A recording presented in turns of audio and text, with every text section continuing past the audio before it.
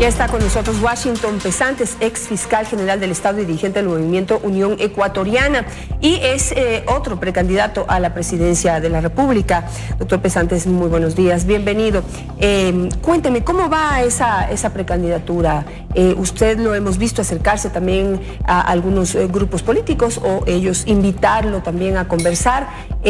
¿Cómo están esas conversaciones y cómo ve su candidatura frente a las próximas elecciones? Gracias, doña Janet. Primero, permítame agradecerle y solidarizarme con el nuevo atropello, con la nueva sanción arbitraria que se le ha impuesto por parte de la Supercom. Gracias. Nosotros, como Unión Ecuatoriana Listas 19, tenemos una identidad propia. Tenemos un andarivel por donde transitar en la que se inscribe la gran mayoría de ecuatorianos.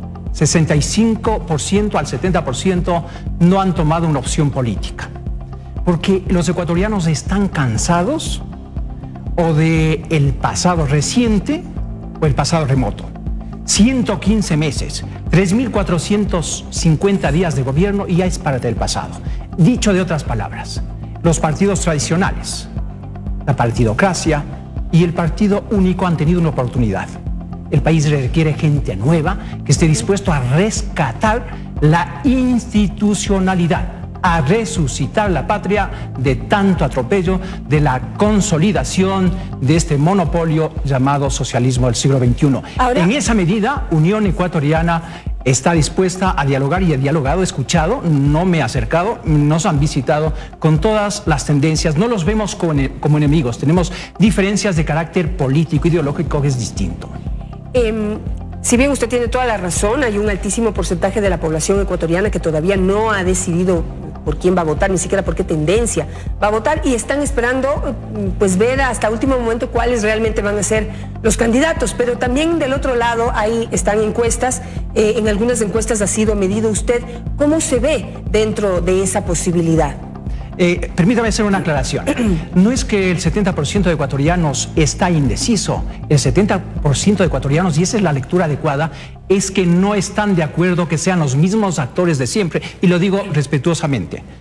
Nosotros hemos visto algunas encuestas y yo le invito a meditar, y los ecuatorianos sabemos que los dos últimos presidentes elegidos constitucionalmente no aparecían en las encuestas. Si nosotros aparecemos en las encuestas, aunque sea con un porcentaje mínimo y sin haberlos pagado, pues estamos satisfechos. De manera que vamos transitando, vamos visitando las provincias y recibimos el apoyo más que de ciertos membretes reconocidos como movimientos y agrupaciones políticas, de la gente, de los gremios que han sido perseguidos y angustiados en su ejercicio profesional, gremios de abogados. Hoy más que nunca la justicia atraviesa una crisis. Los educadores, los estudiantes, aquellos estudiantes que se solidarizaron y que no están de acuerdo con lo que pasó con el Central Técnico, Mejía, Montúfar, maestros, jueces, en fin, que fueron prácticamente reemplazados a la fuerza. Con ellos nuestra alianza, con ellos nuestra entente, pero evidentemente nosotros no cerramos la posibilidad de dialogar si se sumen a ese proyecto que es la tercera vía. Entre unos, los de reciente, el monopolio del poder, y los de antes, hay una opción nueva, distinta, diferente, con gente que ha demostrado su honestidad. Yo le he servido al país por 38 años en calidad de docente, sigo siendo docente universitario, juez, fiscal en las distintas vertientes, de manera que eso valora el pueblo ecuatoriano. Yo le doy mucho valor a algunas cosas de las que usted acaba de decir. Mejor, yo quiero destacar algunas de ellas. El hecho de que no aparezca con mucho apoyo en las encuestas sin haber hecho campaña ni nada, pues no extraña. Hay candidatos que han estado en campaña o que han trabajado su candidatura durante algunos años, y otros que ya se han conocido también por su trayectoria. El hecho de que usted empiece a darse a conocer puede pues también darle una mejor opción dentro de esas encuestas. Hay una desventaja ahí, lo que quiero decir. Y lo otro es que pues definitivamente la gente sí está buscando un candidato nuevo y hay que pensar en opciones. ¿Cómo se define usted? ¿Es de centro, de derecha, de izquierda? Como para que la gente que está empezando a buscar un candidato diferente, una tercera vía, como usted la dice, pueda pues encontrar algunas cercanías. Definitivamente Nosotros somos la tercera vía. La tercera vía en este contexto nacional que a algunos les interesa sobredimensionar. Verse en una dicotomía, de un lado el gobierno que quiere el continuismo y de otro lado también hay actores que quieren reeditar el pasado, que crearon las condiciones, la antesala para que venga el Redentor. La tercera vía es una posición razonada, equilibrada, democrática, tolerante, que respeta las distintas libertades y que está equidistante, insisto, equidistante de los extremos ideológicos, de la izquierda llamado neosocialismo y de la extrema derecha llamado neoliberalismo. Tenemos muchos países en el mundo que han dado muestras de que la tercera vía es la única opción. Y nosotros creemos que esa es la única opción que le queda al pueblo ecuatoriano. No quieren más de lo mismo y de los mismos. Si no hubiesen preparado el terreno hasta el 15 de enero del 2007, no hubiese venido una posición desde fuera.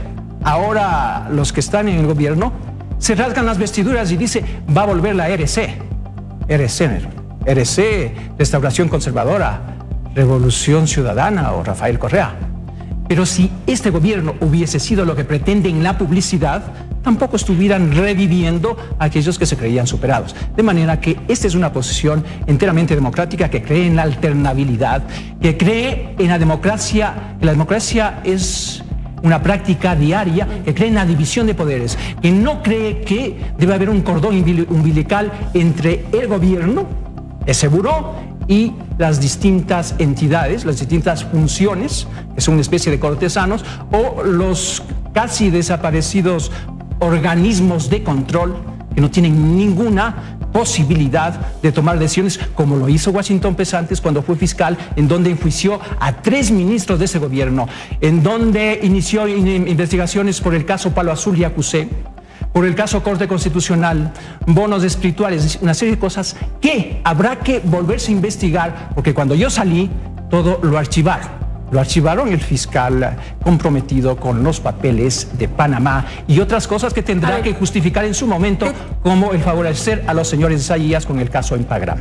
De todos los grupos con los que usted dice que ha conversado, que se han acercado a usted para poder conversar, ¿qué piensa usted? ¿Cuál es el que más afinidad tiene? Toda vez que, no sé si usted coincide con este criterio, es muy difícil ir a las próximas elecciones solo. Tienen que los grupos políticos entrar en consenso y entrar en alguna unidad. ¿Usted está de acuerdo con ello? No enteramente, doña Janet. Si usted me ponía el escenario hace un año y medio, hubiese sido totalmente de acuerdo con usted, hubiese estado de acuerdo con usted. Pero desde hace un año a esta parte, el gobierno ha erosionado por sus actitudes, por haber desconocido la realidad del país, porque para ellos no existe ninguna crisis. Entonces se le veía como invencible. Hoy no, el gobierno, fuese Rafael Correa, Lenín o el señor Glass, o todos juntos, no tienen opción de poder. Lo veo diariamente en las calles, de manera que no veo la imperiosa necesidad, pero sí creo que democráticamente debemos dialogar, y si hay la posibilidad, yo no soy una persona que está obsesionado con el poder. Sí, con el deseo de servir, como lo he hecho 38 años ya en el país. Doctor Washington Pesantes, muchísimas gracias por estar esta mañana con nosotros. Ahí un abreboca del pensamiento del doctor Pesantes. Seguiremos conversando y abriendo este espacio para que usted pueda darse a conocer mucho más y pues la gente tenga muchas más opciones para poder decidir en las próximas elecciones.